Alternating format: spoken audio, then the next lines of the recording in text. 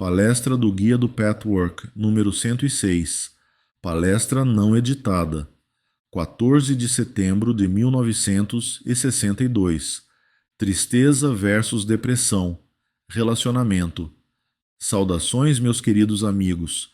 Sejam todos bem-vindos, sejam todos abençoados neste novo ano de trabalho que promete, a seu modo, ser tão produtivo como os anos anteriores. Vocês podem com certeza esperar mais crescimento e libertação. Isto se aplica a todos que realmente desejam encarar a si próprios. Houve muito progresso entre os meus amigos, mesmo entre aqueles que no momento não estão satisfeitos.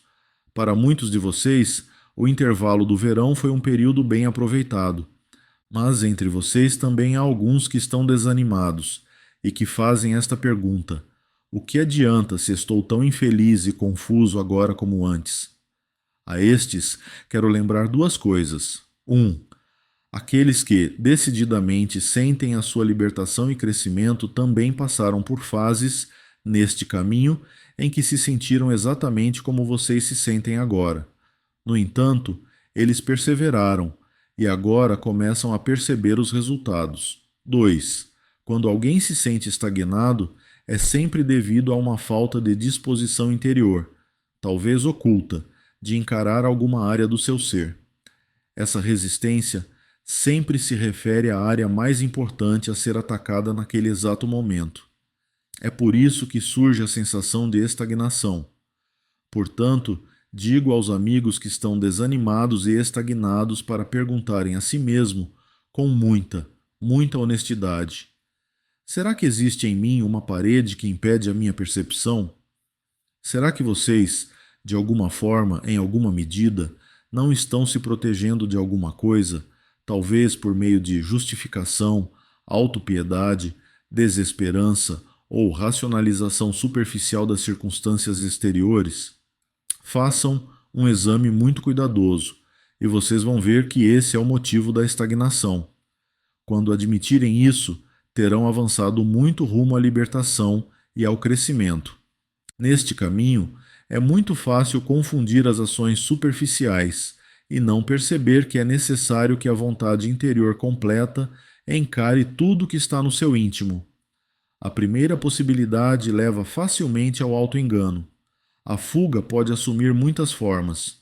Portanto, repito que sempre que há estagnação, desânimo, depressão em relação à validade do trabalho, em algum canto do seu ser vocês estão fugindo de si mesmos. Todos aqueles que, passo a passo, superaram essa resistência que é universal, sentem seu crescimento, sentem que se libertaram das algemas. Há vários amigos novos aqui esta noite que podem sentir um forte desejo de encontrar respostas para a vida em geral e para a sua vida em particular. Esperam, sem deixar de duvidar, que exista alguma resposta para a sua perplexidade. Para eles eu digo: não se apressem, mas mantenham-se abertos, e vocês vão ver que o caminho da autoconfrontação não é nem tão difícil, nem tão fácil. As duas coisas, como vocês podem acreditar. No entanto, a realização é possível para todo ser humano. E também é a única resposta, a verdadeira chave da vida. Portanto, vamos todos continuar juntos neste caminho no ano que se inicia e que promete ser abençoado em muitos aspectos. Assim, inevitavelmente vocês vão descobrir mais verdades e, portanto, mais paz. Esta noite eu gostaria de falar primeiramente sobre a diferença entre tristeza e depressão. Falei sobre isso anteriormente de modo um pouco superficial, tocando apenas vagamente na raiz dessas emoções. Mas eu acredito que, neste momento, é importante obter uma compreensão mais completa da clara diferença entre essas duas emoções. Não é importante apenas para os novos amigos, mas também para todos os antigos. Quando o caso é flagrante, a diferença entre tristeza e depressão é muito nítida, e acredito que todos vocês vão se lembrar de ocasiões em que sentiram uma emoção ou outra, sabendo como elas são diferentes. No entanto, muitas vezes a diferença não é tão visível. porque ambas existem simultaneamente, se misturam, se sobrepõem. A existência da tristeza pode fazê-los acreditar que a depressão está ausente, quer designem ou não essas duas emoções. Mas vocês podem acreditar que os seus sentimentos de tristeza e dor são puramente normais, saudáveis e não contêm nenhum elemento negativo e destrutivo. É preciso mais discernimento e compreensão para descobrir a depressão improdutiva com sua causa subjacente, apesar da tristeza racional. Vamos primeiro definir a diferença. Quando há tristeza, vocês aceitam sem autopiedade que uma faceta dolorosa da vida está fora do seu poder de mudá-la. Quando estão realmente tristes, sem depressão, vocês não apenas sentem a dor como uma dor saudável do crescimento, sabendo que ela vai passar, sem desesperança, mas estão tristes por causa de uma circunstância exterior. Não existe imposição de fora, ocultação, deslocamento de emoções. Quando há depressão, as circunstâncias exteriores podem ser as mesmas, porém os seus sentimentos de dor, numa medida considerável, se devem a razões que vão além da ocorrência externa. Embora não possam mudar a circunstância externa, vocês podem mudar alguma coisa em si mesmos, bastando para isso que enxerguem os motivos reais do seu sofrimento. Determinadas emoções que não querem encarar, sejam mágoas, ressentimentos, inveja, erros praticados por vocês ou por outra pessoa. Vocês não têm forças para mudar seus sentimentos, porém apenas enquanto não entenderem completamente o que se passa em seu íntimo. É por isso que a depressão está sempre associada à frustração e desesperança. Por estranho que possa parecer, a pessoa não se sente impotente em relação a um fato exterior que ela não pode alterar, mas com relação ao qual tem uma atitude saudável. A pessoa fica deprimida apenas quando é incapaz de mudar a situação agora, imediatamente. Mas ela poderia mudar algo em sua vida, em sua atitude, desde que se desse ao trabalho de olhar para dentro. É por isso que não consegue aceitar de fato a tristeza, porque nesse caso, a circunstância exterior não é a razão real ou total que está por trás da dor.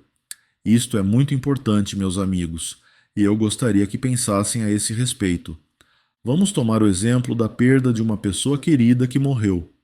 Se vocês estão realmente tristes e nada mais, esse sentimento se deve inteiramente à perda. Neste caso, trata-se de algo que não podem mudar. Vocês sabem disso e, apesar do sofrimento, acabam aceitando. Sabem mesmo que vão aceitar, mesmo quando a dor ainda está no auge. Vocês sabem e acreditam, lá no fundo, que a vida vai continuar, que não vão ficar mais pobres por causa da privação, por mais autêntico que fosse seu amor e afeto pela pessoa que partiu. Esta dor não vai deixar cicatrizes, porque toda emoção saudável, autêntica, não deslocada, direta, é uma experiência enriquecedora para a totalidade do seu ser. Quando vocês estão deprimidos, seja ou não em conjunto com a tristeza, devido à perda de um ser amado, existe em seu íntimo uma série de emoções confusas, ambíguas e também ambivalentes, das quais vocês não têm consciência. Elas provocam uma vaga perturbação, que é atribuída à dor legítima da perda. Vocês deslocaram emoções e usaram um fato real e válido para encobrir algo que não querem encarar e aceitar. Esse algo pode ou não ter relação direta com a pessoa que partiu, culpa, ressentimentos, seja o que for, ou a perda simplesmente desencadeou um conflito interior não resolvido, que fermenta dentro de vocês. Isso não importa. Pode ser as duas coisas. Pode ser sua identificação com aquela pessoa, e nesse caso vocês sentem o medo que têm da morte e da passagem da vida, do qual vocês não se permitem ter consciência, não podendo, portanto, lidar com ele. Isso, por sua vez, provoca depressão, e a depressão, ao contrário da tristeza, é um sentimento muito asfixiante, frustrante, doentio. Vamos ver exatamente o que é doentio. Vocês sabem que a autopiedade, que é sempre um subproduto da depressão, é doentia por não ter fundamento. Sempre existe uma saída, se quiserem enxergar. Quando há autopiedade, vocês não querem enxergar a saída, mas preferem que o mundo que os rodeia mude, que concorde com vocês e que os levem em consideração. Mais que isso, a pessoa deprimida engana a si mesma sobre o verdadeiro motivo de sua infelicidade e se convence de um motivo legítimo. Usa esse motivo legítimo como um escudo para continuar a fugir de si mesma, reforçar a autopiedade e, assim, exercer sutilmente uma corrente de força sobre o mundo. Além disso, a depressão é doentia porque vocês permanecem passivamente no status quo, aceitando falsamente o que não precisa ser aceito porque vocês poderiam mudar se encarassem a si mesmos, enquanto lutam contra aquilo que, de fato, não pode ser mudado. Tudo isso junto causa o caráter doentio da depressão. O exemplo da perda por morte é, propositadamente, um exemplo bem flagrante. É claro que há muitas ocasiões em que o homem fica deprimido por um motivo exterior menos válido, e às vezes sem nenhum motivo exterior. Simplesmente fica, sem saber por quê. Pode tentar encontrar desculpas e razões legítimas, mas no fundo de seu coração ele sabe muito bem que a explicação de seus sentimentos não é aquela que ele tenta arduamente se convencer que é. É muito importante, meus amigos, vocês se confrontarem com esse entendimento sempre que ficarem deprimidos. Quando acreditam que estão tristes por um bom motivo exterior, testem sua emoção no sentido que falei aqui. É realmente apenas tristeza? A desesperança e a frustração estão ausentes? A autopiedade está ausente. Vocês se sentem suficientemente fortes e seguros para saber que a sua vida não pode ser prejudicada por circunstâncias exteriores, por mais dolorosa que seja a situação? Se não conseguirem dar uma resposta afirmativa a essas perguntas, será preciso uma introspecção saudável para descobrir as subcorrentes que atormentam e provocam a depressão. Somente então, e nunca de outra maneira, vocês poderão se libertar para sempre da causa que vai reaparecer muitas e muitas vezes na sua vida até vocês provocarem a dissolução da causa, não expulsando os sentimentos, mas sim, em primeiro lugar, olhando calmamente para eles com o intuito de entendê-los.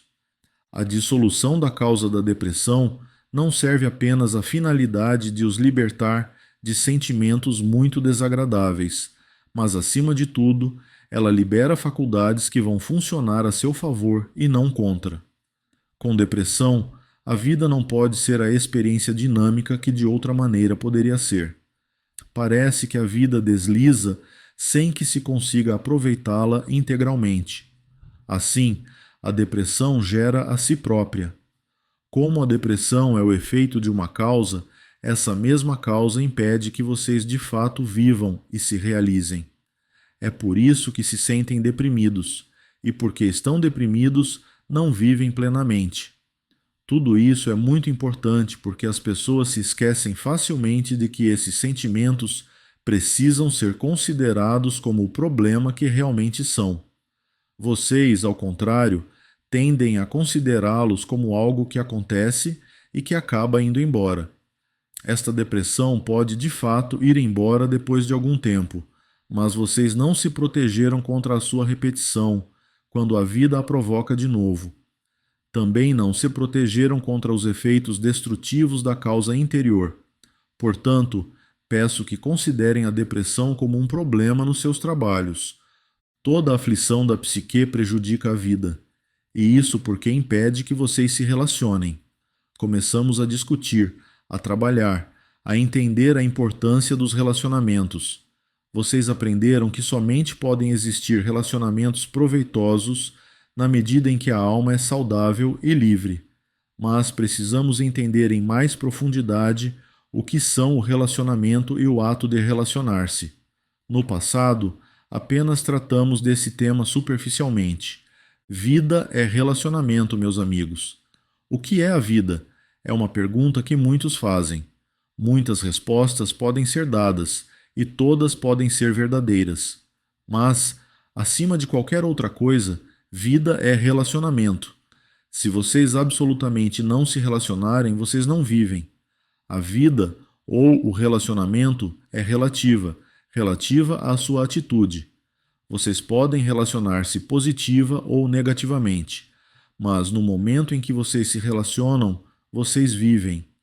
É por isso que a pessoa que se relaciona negativamente vive mais que aquela que se relaciona pouco. Não posso dizer que absolutamente não se relaciona, pois neste caso ela não viveria. Os relacionamentos destrutivos levam a um clímax que, em última análise, fatalmente elimina a destrutividade, enquanto o não relacionamento, mesmo sob o disfarce da falsa serenidade, está ainda mais baixo na escala. Vocês estão acostumados a associar a palavra relacionamento aos seres humanos à sua volta, mas na verdade, esta palavra se aplica a tudo, mesmo a objetos inanimados, a conceitos e ideias, às circunstâncias da vida, ao mundo, a vocês mesmos, a seus pensamentos e atitudes. Na medida em que vocês se relacionam, nessa medida vocês não ficam frustrados e se sentem preenchidos. A escala de possibilidades de relacionamento é enorme. Vamos começar com a forma mais baixa da Terra, que é a mineral. Como o mineral não tem consciência, vocês podem acreditar que ele não se relaciona. Isso é falso. Como ele vive, ele se relaciona, mas seu grau de relação é limitado a seu grau de vida. Ou, dizendo mais corretamente, como ele é incapaz de se relacionar mais, ele é um mineral. O mineral se relaciona pelo fato de se deixar perceber e usar. Assim, ele se relaciona de maneira totalmente passiva. Já a capacidade de relação do animal é mais dinâmica. Ele responde ativamente a outros animais, à natureza, aos seres humanos. A escala ou diferença da capacidade de relacionamento entre os seres humanos é muito mais ampla do que vocês, nem por sombra, imaginam neste momento. Vamos começar com a mais baixa escala entre os seres humanos. Esta seria a pessoa totalmente insana, aquela que precisa viver em confinamento solitário, ou o criminoso, e um não é tão diferente assim do outro. Ambos estão completamente retirados, vivem em isolamento exterior e interior. Dificilmente conseguem se relacionar com outros seres humanos, mas, como ainda estão vivos, necessariamente continuam a relacionar-se de alguma forma. Eles se relacionam com outros aspectos da vida, com coisas, com seu ambiente, mesmo que seja da forma mais negativa, com os alimentos, com algumas funções corporais, talvez ainda com algumas ideias, ou a arte, ou a natureza. Será muito proveitoso, meus amigos, começarem a pensar na vida e nas pessoas desse ponto de vista. Se vocês meditarem sobre este assunto, será uma grande ajuda para vocês aumentarem a sua compreensão sobre muitas coisas, entre elas, a sua própria vida. Agora, para contrastar, vamos passar imediatamente para a mais elevada forma de seres humanos. São as pessoas que se relacionam maravilhosamente, que se envolvem profundamente com os outros, que não têm medo do envolvimento, que não têm nenhuma camada para protegê-las da experiência e do sentimento. Portanto, elas amam. Elas se permitem amar. A capacidade de amar é sempre, em última análise, disposição e prontidão interiores, como bem sabem, pelo menos em teoria, e talvez às vezes na prática. As pessoas pertencentes a esta categoria não amam apenas de maneira abstrata e genérica, mas amam de maneira pessoal e concreta, independentemente do risco pessoal. Essas pessoas não são necessariamente santas e nem um pouco perfeitas. Podem ter seus defeitos, podem estar erradas às vezes e ter emoções negativas também. Mas, em geral, elas amam, elas se relacionam, elas não temem o envolvimento. Elas se libertaram da defesa. Tais pessoas, apesar de decepções ou reveses ocasionais, levam uma vida plena de relacionamentos proveitosos e significativos. E o que acontece com a chamada pessoa comum? Existe uma combinação desses dois extremos, o mais alto e o mais baixo da escala. Como ocorrem, as variações dependem. As possibilidades são muitas. Uma pessoa pode ser relativamente livre e relacionar-se bem em determinadas áreas da vida, e ser muito travada em outras. Somente o profundo insight pessoal permitirá que vocês descubram a verdade de si mesmos a esse respeito. Os mais enganosos, contudo, são os casos em que existem relacionamentos aparentemente bons, na superfície, mas destituídos de qualquer profundidade e significado interior. Assim, é fácil a pessoa enganar a si mesma e dizer: vejam quantos bons amigos eu tenho.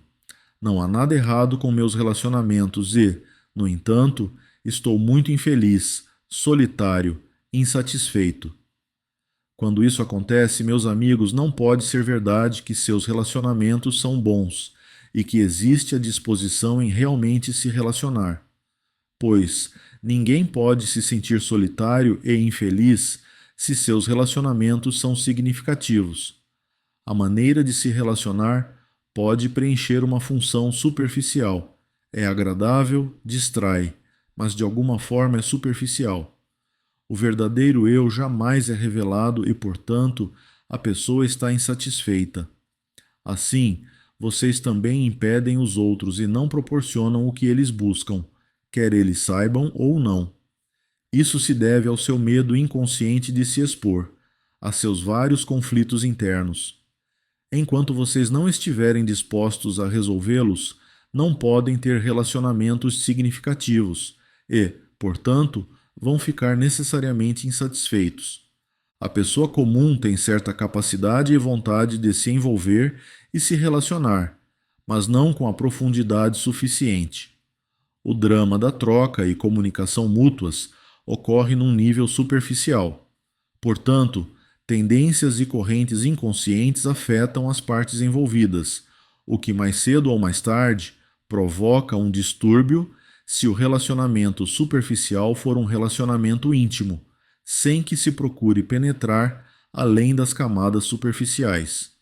Se o relacionamento superficial nunca se tornar estreito, nada vai acontecer, mas também nesse caso, a pessoa não pode se iludir achando que se trata de um vínculo verdadeiro. As tendências destrutivas inconscientes somente podem ser eliminadas se a pessoa as encarar e entender.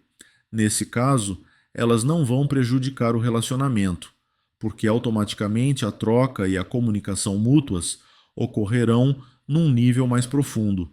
Muitas vezes não fica claro o que constitui um relacionamento profundo e significativo. Às vezes, acredita-se que o critério seja a troca de ideias e filosofia. Outras vezes, a troca é o prazer sexual. Tudo isso pode de fato estar presente, mas ainda não se trata de uma comunicação muito profunda. O único critério é o grau de autenticidade das pessoas, a ausência de disfarces e defesas, a disposição em sentir, envolver-se e expor a si mesmo e tudo aquilo que de fato importa para elas.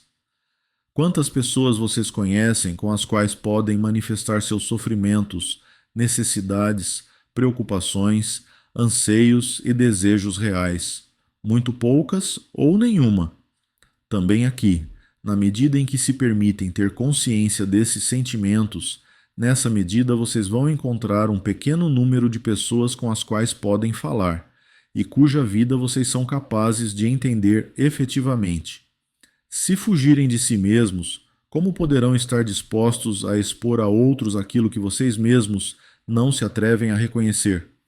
Assim, vocês vivem isolados e insatisfeitos. Assim, temem a morte, porque deixam a vida passar na pseudo-segurança do confinamento solitário. É por esta razão que nos preocupamos muito neste trabalho com o fato de vocês admitirem a verdade para si mesmos, pois somente assim poderão ter relacionamentos reais, ao invés de pseudo-relacionamentos, e, portanto, levar uma vida significativa. Mesmo o seu relacionamento com outros aspectos da vida, como a arte, a natureza, as ideias, vai assumir uma nova forma que será muito mais viva, ao invés de ser talvez um substituto. Também esses aspectos passam a ser reais. É comum se confundir o relacionamento e a comunicação verdadeiros com a compulsão infantil de contar tudo a todos. Assim, talvez vocês façam escolhas indiscriminadas e se prejudiquem, com a ideia equivocada de que a candura tola, a exposição insensata ou a honestidade cruel provam que vocês estão abertos e dispostos a se relacionar. Na verdade, isso não passa de uma maneira de encobrir a sua retirada que existe num nível muito mais oculto e se manifesta com maior sutileza. Dessa forma, vocês provocam a prova de que não vale a pena se envolverem. Quando existe o verdadeiro autoconhecimento e a consequente libertação da prisão em que se colocaram, não existe nenhuma tensão na revelação de si mesmo nos relacionamentos. Intuitivamente, vocês passam a escolher as pessoas certas, as oportunidades certas e a maneira certa. Erros ocasionais de julgamento jamais os esmagam, nem os fazem se esconder de novo. Mas esta liberdade, este processo natural de crescimento, acontece gradualmente apenas, e somente depois que vocês trilham este caminho de autoconhecimento. Muitas vezes, a psiquiatria diagnostica as pessoas de acordo com sua capacidade de se relacionarem, a profundidade de seus relacionamentos e, portanto, se eles são significativos.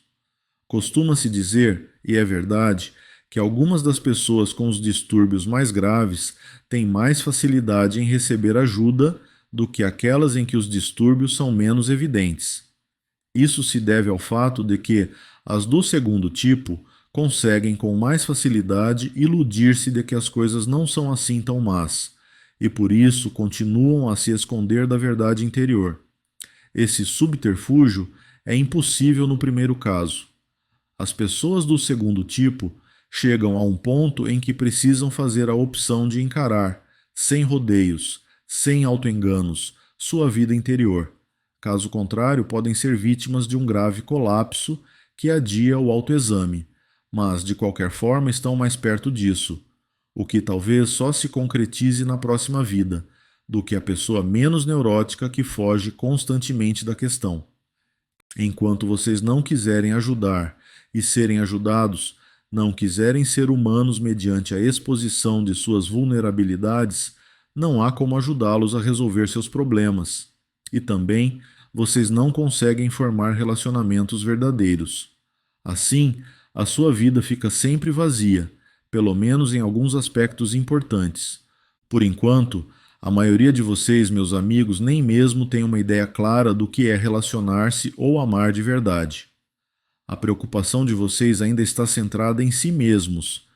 Se vocês buscam o outro, não é de uma maneira natural e espontânea, mas sim artificial e compulsiva. Mas essa preocupação natural, essa cordialidade para com os outros, virá se vocês persistirem no caminho que estamos trilhando. Já falamos em outras ocasiões desse muro que vocês têm em volta do coração, mas vamos investigá-lo melhor, para entendê-lo melhor. Isso é muito importante e necessário. Sem compreensão e consciência dessa parede em vocês, não poderão entender a sua solidão. Não poderão entender como afetam os outros. E muitas vezes não entendem nem mesmo como os outros realmente os afetam, porque não se permitem sentir o efeito verdadeiro por diversos motivos dos quais já falamos no passado. Vocês matizam suas impressões e experiências reais, e elas deixam de corresponder à verdade. Portanto, vocês precisam adquirir uma consciência muito mais aguda das experiências que têm e de como os outros os afetam de verdade. O trabalho continuado neste caminho em sessões particulares, além do trabalho em grupo, é da maior importância. Vai ajudar muito no sentido do autoconhecimento, do entendimento dos seus relacionamentos e na vida. Vamos passar agora às perguntas. Pergunta: o que você tem a dizer do relacionamento que muda? e também sobre a procura de variedade e mudança. Se um relacionamento muda e se uma pessoa deseja relacionamentos variados, é isto uma manifestação de relação saudável? Resposta: essa é uma daquelas perguntas que não podem ser respondidas com um sim ou não. Tanto o relacionamento que muda como o desejo de variedade pode indicar motivações saudáveis ou doentias. Muitas vezes é uma combinação das duas coisas, mas pode haver predomínio de um dos lados. No entanto, é preciso ter cuidado com o excesso de simplificação. O fato de um relacionamento mudar para pior não indica necessariamente uma recaída ou estagnação. Pode ser uma reação necessária, temporária, a uma submissão doentia, ao desejo exagerado de afeto ou de alguma outra compulsão neurótica unilateral. Antes de poder haver um relacionamento saudável entre duas pessoas que estão ligadas por uma série de distorções das duas partes, essa tempestade temporária exterior ou interior pode exercer a mesma função de equilíbrio que uma tempestade elétrica ou um terremoto exercem na natureza. O fato de esse relacionamento poder ou não se tornar predominantemente livre e saudável depende das duas pessoas envolvidas. Da mesma forma, um relacionamento aparentemente tranquilo, aparentemente desprovido de atrito, não é necessariamente uma indicação de sua saúde e significado. O exame de perto dos vínculos e de seu significado é a única resposta. Nunca se pode generalizar. Se duas pessoas crescem juntas em qualquer tipo de relacionamento, uma relação de parceria, de amor, de amizade, seja do que for, elas precisam passar por diversas fases. Se adquirirem conhecimento suficiente sobre si mesmas e não apenas uma sobre a outra, o relacionamento terá raízes mais firmes e será mais frutífero. No que diz respeito à busca de variedade, isso também depende da verdadeira motivação. Se a variedade for um objetivo buscado apressadamente, compulsivamente, sobretudo por causa de medo, ganância, avidez, pela incapacidade de se relacionar de verdade com qualquer pessoa dada e, portanto, passar a complementar essa falta com um grande número de ligações superficiais. Se a busca constante dos outros é uma proteção para não se tornar dependente e não ser abandonado, então, nem é preciso dizer, é uma indicação de tendências doentias. Mas, se a variedade é objetivada devido à riqueza dos diferentes seres humanos e do relacionamento com elas, com um espírito livre, e não para usar umas contra as outras, então essa atitude é saudável.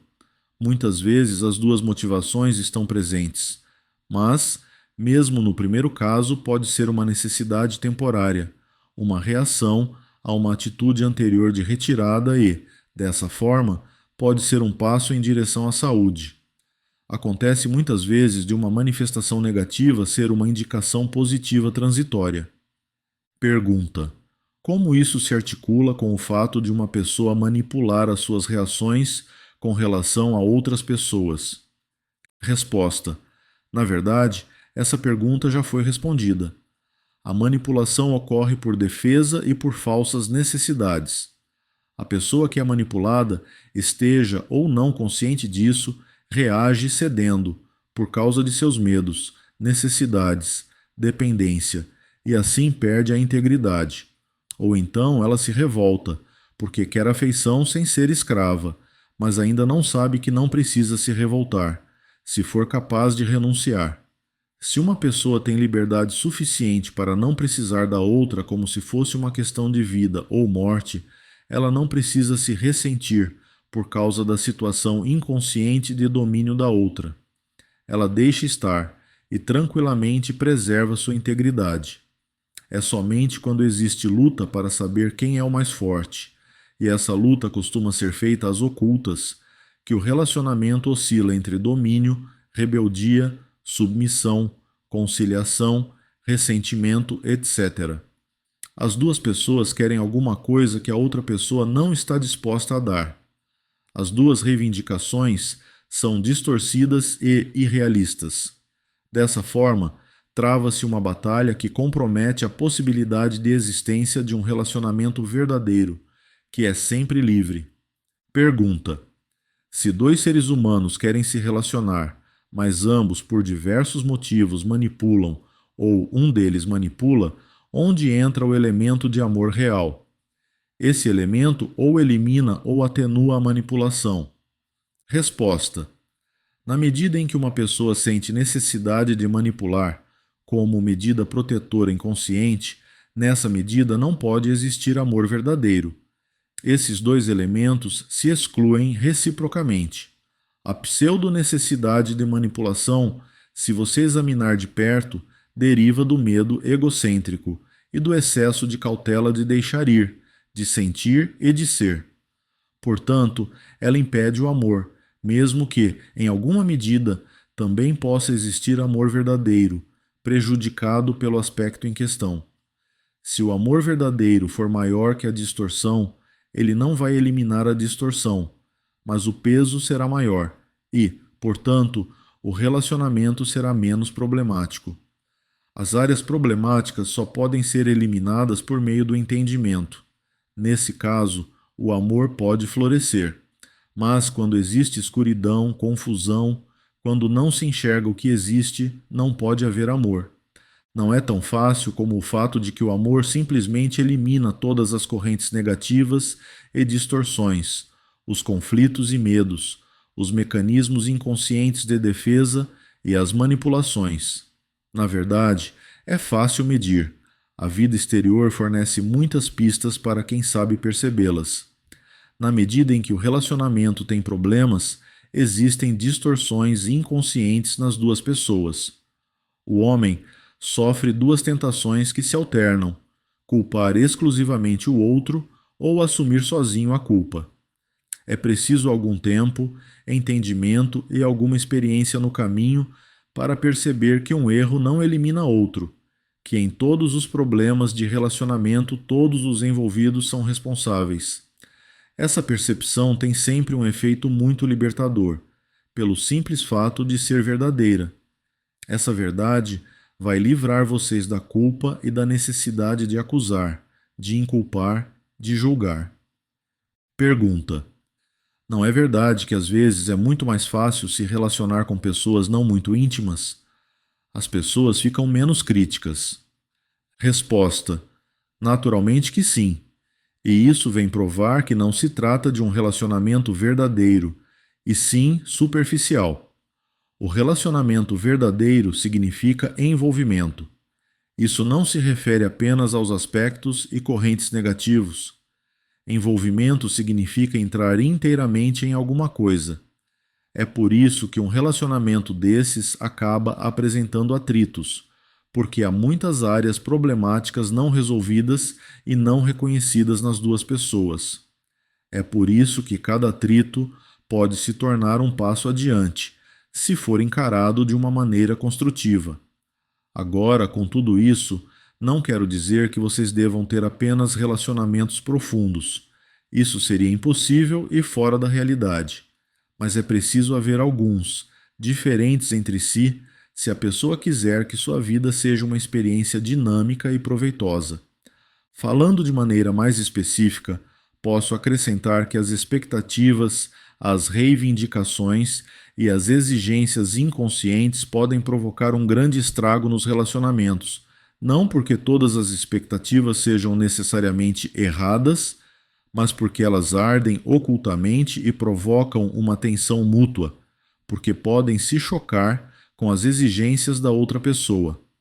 À parte o fato de que algumas exigências são de fato injustificadas e insensatas, e somente podem ser reconhecidas como tal se vierem à consciência, até as expectativas justificadas se voltam contra vocês, porque, ao desconhecê-las, inconscientemente vocês não têm certeza de sua legítima existência. Pergunta: nessa mesma linha, quando uma pessoa acha que se relaciona instantaneamente com os outros, não se trata da projeção de uma espécie de magia negra, da crença infantil na própria onipotência? Resposta: sim, naturalmente. Em todo ser humano existe uma criança que quer ser infalível. Há muitas pessoas que efetivamente têm uma compreensão intuitiva das outras. O perigo é que, no processo de crescimento, surge nelas uma tendência a acreditar que estão sempre certas. É preciso muito crescimento, maturidade e sabedoria para perceber que isso pode ser verdade, em alguns casos, mas certamente não em todos. Uma vez feita essa admissão e aceita as próprias limitações, errar deixa de ser uma vergonha acachapante. A esse respeito, muitas vezes o crescimento se dá por etapas. A princípio, a pessoa pode ser totalmente insegura de si mesma, pode não valorizar a si mesma e as suas percepções, pode ter um sentimento de inferioridade tal que não confia absolutamente em suas intuições e nem mesmo em seu raciocínio. Acredita sempre que somente os outros estão certos, quer isso seja ou não verdadeiro, quer tenha ou não consciência de sua convicção oculta, contra a qual pode lutar equivocadamente através do excesso de assertividade, o que, naturalmente, é a maneira errada de sanar a situação, porque nenhum mal pode desaparecer se sua existência não for reconhecida. Depois a pessoa passa por algum processo de crescimento e vê que, muitas vezes, suas percepções são corretas, o que proporciona um grande alívio e alegria. A autoconfiança começa a florescer, mas trata-se apenas de um pequeno passo da evolução, e ela ainda não tem muita certeza da realidade desse fenômeno. Por ser tão insegura, tem medo de que fique provado que tudo não passa de sua imaginação e se protege contra a temida decepção, colocando em cena a reivindicação infantil de onipotência, como forma de contra-atacar. Se a pessoa permanecer nesse estágio sem reconhecer esse fator, jamais vai superar totalmente seus sentimentos de inferioridade. Mas, se fizer esse reconhecimento, vai aprender que não é desprovida de valor, por não estar sempre certa. Vai deixar de ter medo do erro e, portanto, iniciar um relacionamento mais realista consigo mesma. Todo crescimento e aprendizagem passam por curvas e ciclos. Se o ciclo é interrompido, o crescimento é interrompido e acaba voltando à situação antiga, da qual a pessoa fez as primeiras tentativas de sair. A melhora temporária não é levada até o fim. A pessoa fica cega pelo sucesso atual, mas ainda não tem segurança suficiente para não temer a ilusão da experiência. Portanto, nada ainda foi resolvido de fato. A psique imatura sempre oscila entre a subestimativa e a superestimativa. Nenhuma das duas hipóteses é verdadeira. É somente se prosseguir na curva que a pessoa chegará a adquirir a verdadeira perspectiva, quando naturalmente adquirirá autoconfiança. Se esta conclusão errada e tão frequente, se eu admitir que não estou sempre certo, vou voltar à minha situação de inferioridade, for reconhecida, então está tudo bem, e o medo de errar vai desaparecer. A pessoa vai perceber que, quanto mais permitir o fato de não precisar estar sempre certa, mais sua intuição vai aumentar. A confiança em seu discernimento vai aumentar, mas de forma alguma ele será sempre exato. É fundamental, nessa etapa da curva, ter consciência do medo que proíbe admitir o erro, por causa de uma crença infundada de que o crescimento vivenciado foi ilusório. Quero encerrar com bênçãos muito especiais para cada um de vocês, para todos os que lerem estas palavras, para todos os que entram neste trabalho agora, que já estão nele ou que vão entrar no futuro. Abençoo todo este ano de trabalho. E deixo com vocês meu amor e minha simpatia para todos, com a promessa de muita ajuda que pode vir para vocês na medida em que reconhecerem e aceitarem a sua própria resistência ao autoexame, na medida em que estiverem dispostos a admitir as racionalizações que afastam vocês da verdade e da realidade interiores, que impedem o seu crescimento para levarem uma vida plena e significativa. Que esta bênção destinada a vocês os envolva e ajude a todos, estejam onde estiverem, e que saibam que a vida é benigna e que a depressão de vocês não tem base na realidade, que o fluxo da vida é contínuo e que apenas na visão limitada de vocês existe razão para temer. Quanto mais removerem as algemas da sua cegueira inconsciente e voluntária, mais vão sentir a verdade destas palavras. Sejam abençoados em nome de Deus.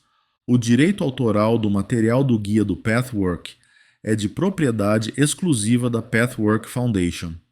O nome Pathwork pode ser utilizado exclusivamente pelas regionais autorizadas pela Pathwork Foundation.